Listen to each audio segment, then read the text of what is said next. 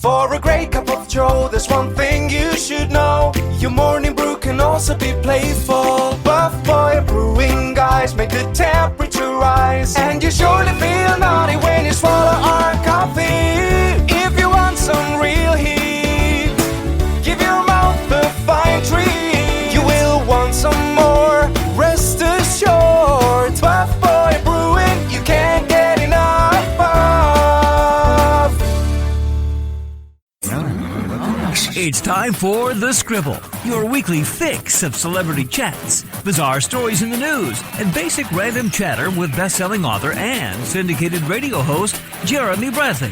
Make sure your seat is in the upright and locked position and your barf bag is securely in place. Here's Jeremy Bradley.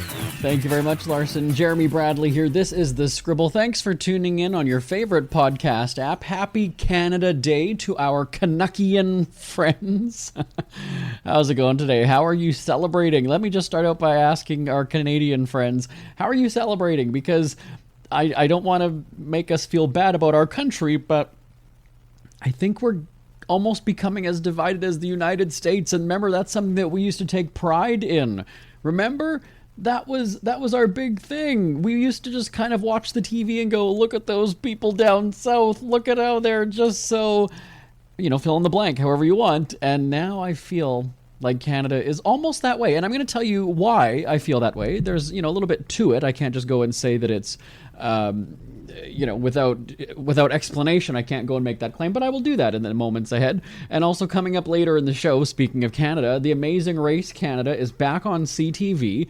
And we're going to chat with Jon Montgomery. He's a fellow Manitoba boy. He'll be joining us to talk about the new season as the teams just crisscross across the country.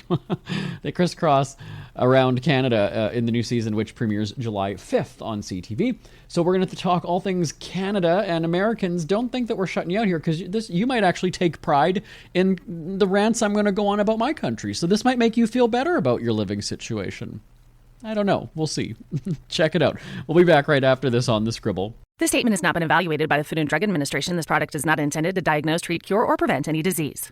No offense, but are you a little fat when you look in the mirror? How would you like to learn the secret to losing 3 to 5 pounds a week without joining the gym or going through any crazy diets? It's called Body Sculpt RX. For the last 2 decades, we've helped countless people lose thousands of pounds. And now, it's your turn. Learn how to lose weight with one simple phone call and no prescription needed. You'll see an amazing difference in a matter of days. Don't believe us? We'll offer you a risk-free money-back guarantee. So, if you're ready to start losing weight, call right now and get a free month supply with your first order of Body Sculpt RX. Call now. You have nothing to lose but the pounds. 800-459-6838. 800-459-6838. 800-459-6838. That's 800-459-6838.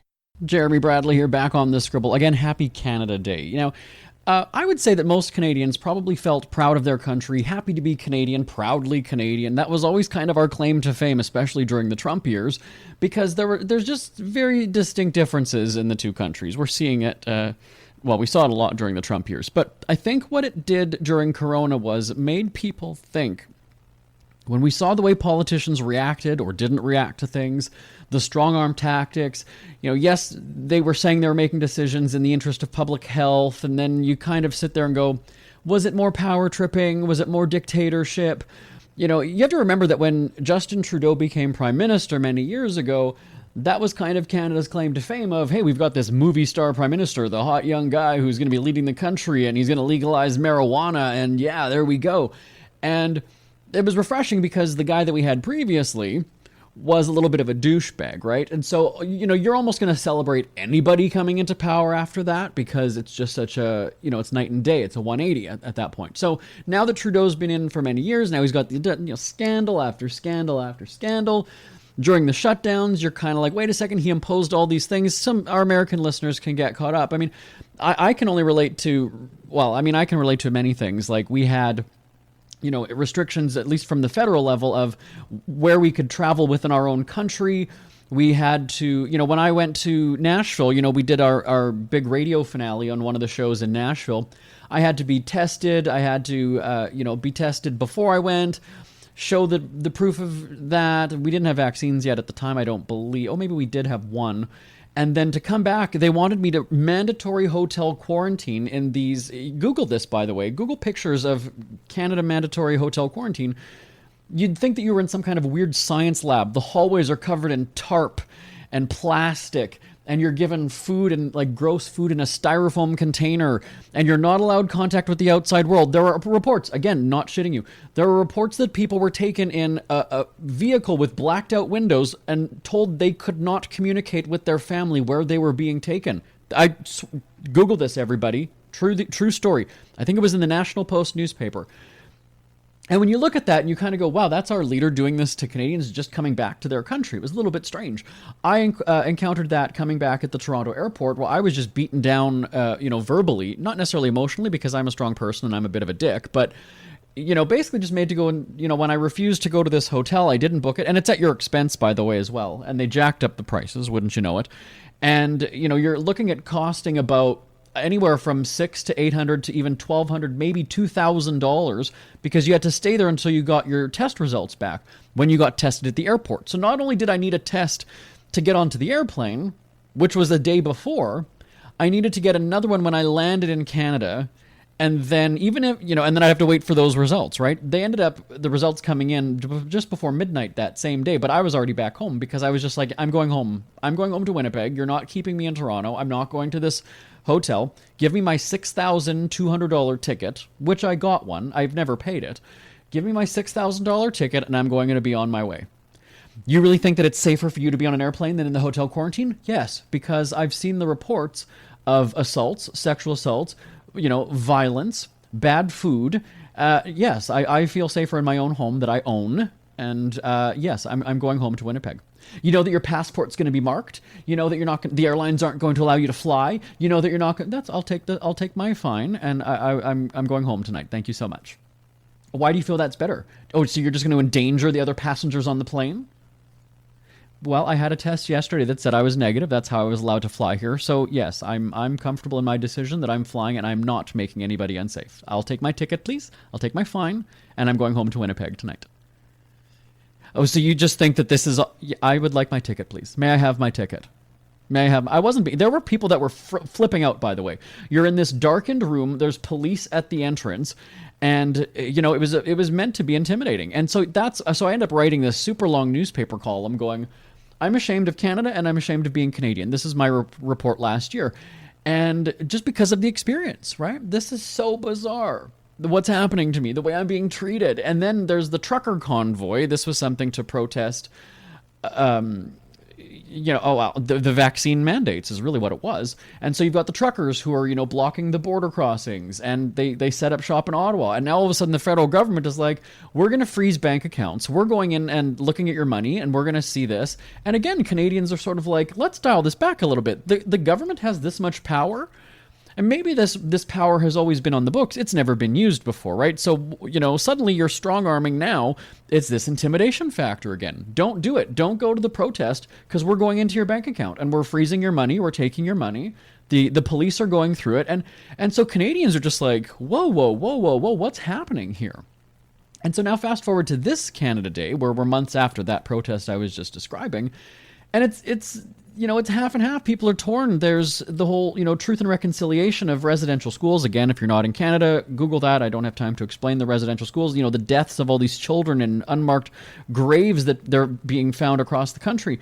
And so it's this nation divided once again, where it's... One of the readers of the newspaper had sent me an email saying, it's almost a bad thing to be a white guy now, because even though I had nothing to do with all of this injustice back in the day, I'm suddenly being blamed for it because I'm one of them being a white male. And that statement on its own, people would say, is racist.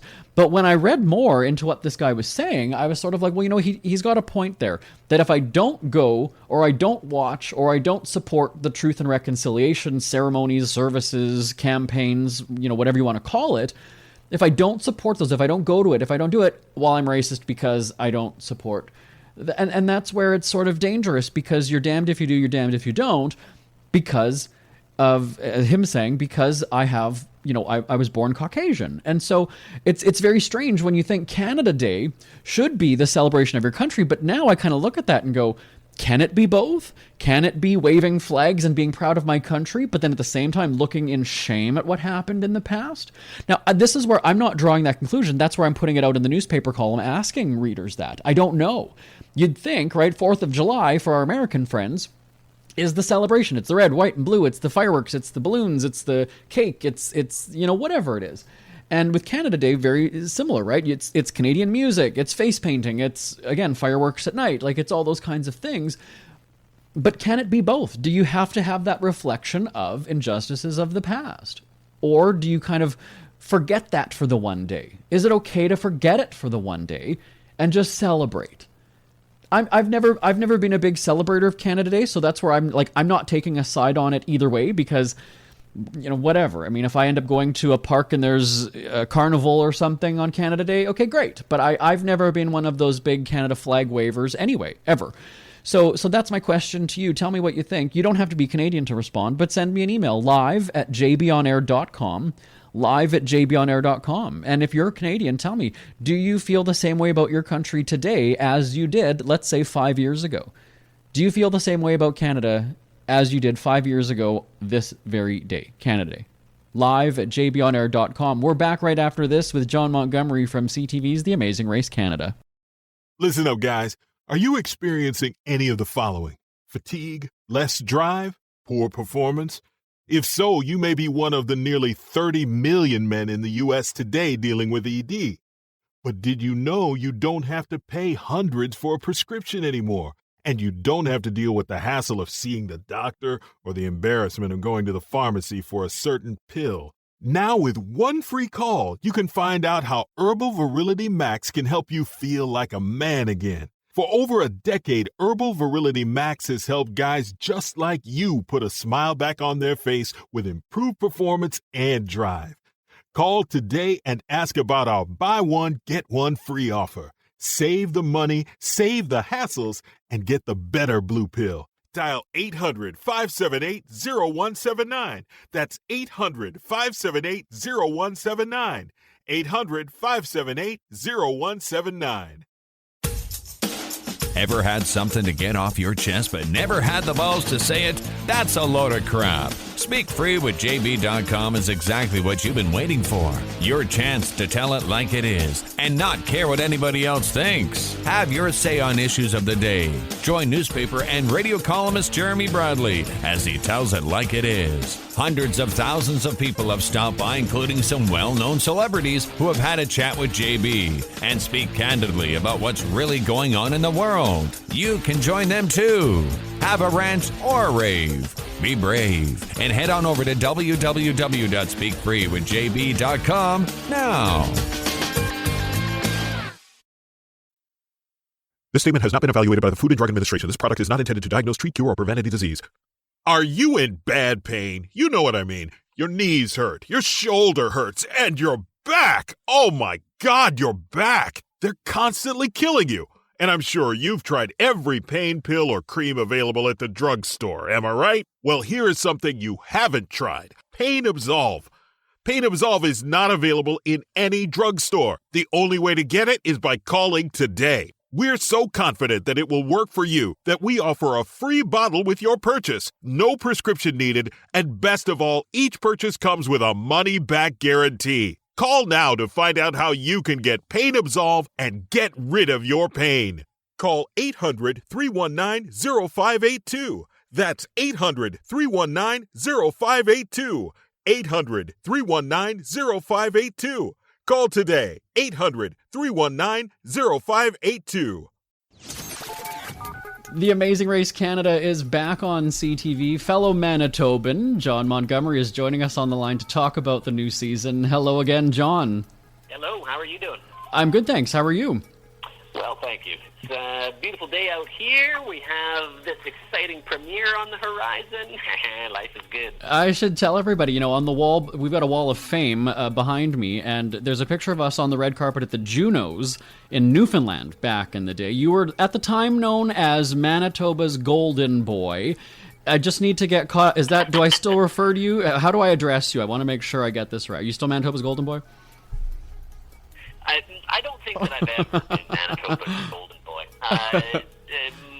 In spite of how I may or may not have been referred to, there's lots of great folks at home. We have one Golden Boy, and he sits on top of our Manitoba legislature. That's He's true. painted in gold, and he has some sort of a torch in his hand. That's our Golden Boy, and to try and displace him with this ginger, while I might be a beacon of light because I'm reflecting the sun, I am no Golden Boy. I'd be tarnished to try and carry that lofty title. But you can call me dude from down the street who's the host of the Amazing Race Canada.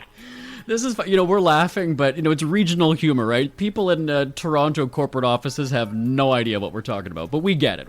That's all that matters. And good. That makes me happy. If they're like, what's he mean?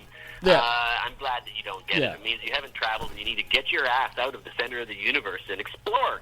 Go to Winnipeg. There's a human rights museum there, the likes of, the Sydney Opera House, the Guggenheim, whatever it is. There is a fantastic building that celebrates what we should be collectively trying to achieve, which is treating each other with the utmost dignity and respect and equality that you can imagine. And that's what that Human Rights Museum in Manitoba, in Winnipeg, celebrates. And iconography, that's not right, the word, is emblematic of. Oh, absolutely. I was going to say, we might end up running 20 minutes if we get on the whole thing about injustice in the world. But I mean, to me, it sounds like, we'll talk about the show in a second, but to me, it sounds like you've just been itching to get traveling again. Am I right on that assessment? Oh, 100%. You hit the nail on the head right there.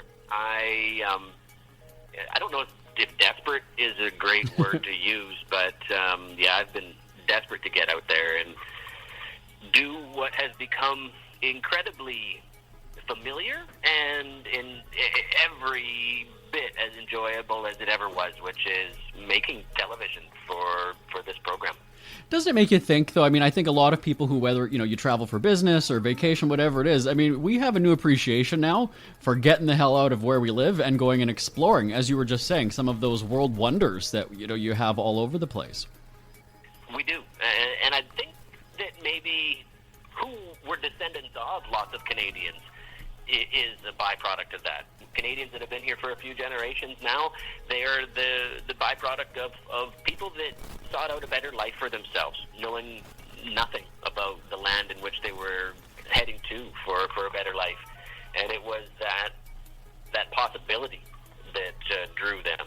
The same for new Canadians today, coming from afar, whether it's fleeing and getting to maybe choose your next stop or where you want to set up life, or coming here and then bringing family over, as the opportunities born out of being a Canadian are tremendous. That same level of adventure permeates every family and every group of people who get to find themselves lucky enough to call Canada home. So that sense of adventure is instilled in us, I believe, because of the very nature of the fact that we're here and we find ourselves in this country. So that makes the people who are then on the Amazing Race Canada that much more geared up, tailor-suited, and great to watch back in the summertime as we put them through the ringer that is reality television. I mean, that's what's great about this show, too, right? For people who might not be fortunate enough to travel. I mean, my parents, my dad's afraid to fly, so they don't really go that far. For me, though, in my job, we tape tourism programming, and so I have had the opportunity to go up to Dawson City, Yukon 4 times, and over to rural Nova Scotia. And I mean, I will admit that I was probably very ignorant about our country, not realizing that we had these little gems, these little nuggets that are just so uniquely Canadian and so special. That's the Amazing Race Canada is bringing those communities across the country, bringing that awareness, and it's just so special, I think. It's true, and in a self-own here, I'll admit that this time the Amazing Race Canada took us to a place where I really struggled because I hadn't done any of the pre-work. I just sort of showed up to pinpoint where I was in time and space, and to have been accurately able to identify where I was on a map, and that's a first for me, and it was both disheartening because I should have known, and illustrative of the fact that as well-traveled as I am, I can still find myself in a place that I'm completely unfamiliar with in terms of geography. And there would be many Canadians that would find themselves in a similar position a lot of the time if they went to half the places that I was lucky enough to go to. So it was connective, illustrative, and pretty awesome to be able to say that I was now familiarizing myself. It won't happen twice. I'll know what's there, what it looks like in my mind's eye, and then be able to once again be that much familiar with this backyard that is 5 million square kilometers of Canada that we can all make that claim of. So let's talk about that then, the logistics and the production challenges, because, what we had when Phil Kogan was on with us talking about the American version, they had booked private planes, they didn't fly commercial to some countries. Where is the Amazing Race Canada going? I've got the press materials, but, listeners might be wondering, are you just staying in Canada? Was international travel, a problem? How did it play out this time around? Well, I imagine international travel would have been another layer of complexity had we chosen to undertake it. But as history has proven with the Amazing Race Canada, what people actually want to see is what's happening here. In years past, we've gone afar, and our best-rated episodes are the home ones, and our best-rated seasons are 1 and 7, and those are exclusively Canadian ones. And so if you're going to read into the actual, ratings, then give people what they want. And by all intents and purposes, what Canadians want is they want to see more of themselves, Canadians, at home in these places that they've yet to get to and have already experienced. Because going to a place that you recognize, the Big Nickel in Sudbury, the Goose in Wawa, the Loonie in Churchbridge, wherever you are, if you've seen it, it's that same feeling that you get when you're watching a Hollywood movie and you recognize downtown Toronto. You're like, oh my God, yes, that's a Toronto cab, that's a Toronto street. There's that touch point of familiarity which endears it to you on a whole nother level of appreciation. And so when we do get to show people places they've been, accents that they recognize or have always wanted to experience, then that's where the magic is at, and if that's what folks want, let's give it to them. But isn't that saying something? I mean, we have a lot of American listeners, but I mean, there's so much American influence that seeps, I guess, up into Canada, whether it's television, movies, music, whatever it is. I mean, that's so cool that Canadians are saying, yeah, we actually want more Canada. Like, you just wouldn't think that that's right, because it's always about, there's bigger opportunities, there's more flash, there's Vegas in the States, there's this, there's that. But Canadians are like, yeah, no, we want to see our homeland more. That's really cool. I think in the way that it's presented as well, when you can shine a light on these things and the production quality screams professionalism, then there is nothing to detract from. We always liked the Canadian stories, but we were always left wanting in terms of maybe a different look that didn't look like this got shot with my brother's Handycam. That was sort of what we were all wanting. And now there is no difference between the U.S. one and the Canadian one. And if I might be so bold as to say, well, there actually is a difference. Ours looks way better. Uh-oh. And I will say it. Screw it. F it. Ours is way better. And that's the royal we, put so much time and effort into it. And I know that one fella in particular who's tasked with every scene that I'm in and how the mats look, how the final mat looks, The showrunner, Mark Lizakowski, they pick all these locations, and for good reason, because they're all epic. And then Rob Brunner steps in as the director, and he just makes my scenes stand out from, I think, other host links. He both spends the time and energy to see what other hosts' scenes look like, and then makes a concerted effort to bump ours up to that sort of next level. And if you watch the backgrounds, if you look at what's happening in the scenes, like all the moving pieces and parts, how the people in the background are a part of the scene, it's next level. And to be a part of that all happening, I show up to a location and I have zero input most of the time, marginal at best sometimes, to how this all plays out. So I'm treated with this unfolding of stuff that I couldn't have imagined upon arrival. The way the scene actually ends up, I'm always like, man, how did you have even seen that, to put that together? But that's their job, and that's why they're doing what they do. Yeah, hold on, I'm just texting Phil Kogan. John says you suck. There we go. Put the challenge out there. That'll be something that we can see them step up. And you know what? There's elements of what we do that get ripped off, and we see what the Canadian franchise does, and how some of the gameplay, how some of the the franchise secrets are rolled out into other iterations, and how they do things that we do. We were definitely trying to differentiate the Canadian franchise from others in the beginning, and having achieved that, we just continued to sort of, I think, elevate the show, the franchise, the formula, season over season. And I think that others maybe have taken notice and maybe taken a thing or two from Canada's playbook.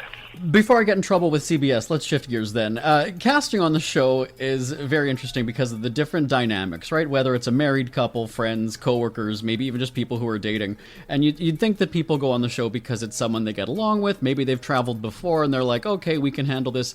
Do you see commonalities, though? Like, does this experience make a marriage stronger? Does it make me think, okay, I've met my life partner, if I can do this show with them? What's been your observation over the past few seasons? Oh, it's definitely a litmus test. Doing the show isn't going to make you any better than what you're ultimately going to be anyway. But if you don't survive the Amazing Race Canada, chances are you'd never survive a 40-year marriage. Doing the Amazing Race is basically a 40-year marriage simmered down to 4 weeks. Every possible challenge that you might encounter will be force-fed you in the pressure to perform scenario that is running the Amazing Race. And so it's not going to make you a better couple, but it is a good litmus test. If you can survive it, you can survive a marriage. If you can't, I'd part ways. Definitely find yourself a new partner.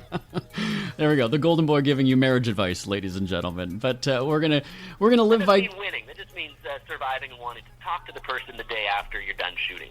There you go. And actually, it's funny because just going back to the Phil Kogan thing, you're the Golden Boy atop a building. Phil Kogan is from down under. All right, let's move on. We're gonna watch The Amazing Race Canada. John, when can we catch it on CTV? 9 bells. It's 9 bells sharp in Eastern Canada.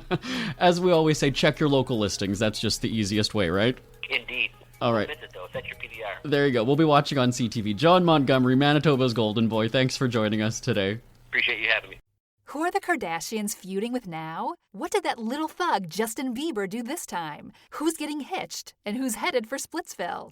Hear the latest celebrity news and gossip every day on Entertainment Wrap-Up. The good, the bad, the ugly, but mostly the ridiculously hilarious. It's all recapped in this daily segment at entertainmentwrapup.com. Have a laugh at the expense of the rich and famous when they take themselves way too seriously. It's 3 minutes of time-wasting fun at entertainmentwrapup.com. Check out Entertainment Wrap-Up at entertainmentwrapup.com. Brought to you by Speak Free Books. It's never too early to start thinking about your next holiday. Have you checked out Mexico recently? From tequila tasting, swimming with horses, to ziplining through the jungle and watching whales and dolphins in their natural habitat, Puerto Vallarta has it all. Visit mexico.jbonair.com to see all the fun PV has to offer. That's at mexico.jbonair.com for hundreds of photos, interviews, and videos from around the tourist hotspot. Check out mexico.jbonair.com for all the fun. That's mexico.jbonair.com. We hear you chirping. Get scribbling. Tweet up the Scribble at The Scribble Show. Join the discussion with Jeremy Bradley. It's all going down right now on Twitter at The Scribble Show and at thescribbleshow.com. Jeremy Bradley back on The Scribble. We're out of time. My thanks to Jon Montgomery. Catch The Amazing Race Canada on CTV. And again, happy Canada Day to our Canuckian friends. You know, I went on that big rant about the country. Again, the email address, live@jbonair.com. Live@jbonair.com. Oh, and I guess happy 4th of July to our American friends. We don't have a show before Independence Day. So happy 4th of July to ya as well. My name is Jeremy Bradley. This is The Scribble. I will talk to you same time, same place next week. Bye-bye for now. Want more Scribble? Check out thescribbleshow.com for past shows, celebrity interviews, cheapskate tips, and more. That's at thescribbleshow.com and on Twitter at The Scribble Show. The Scribble is a speak-free media presentation. If you want some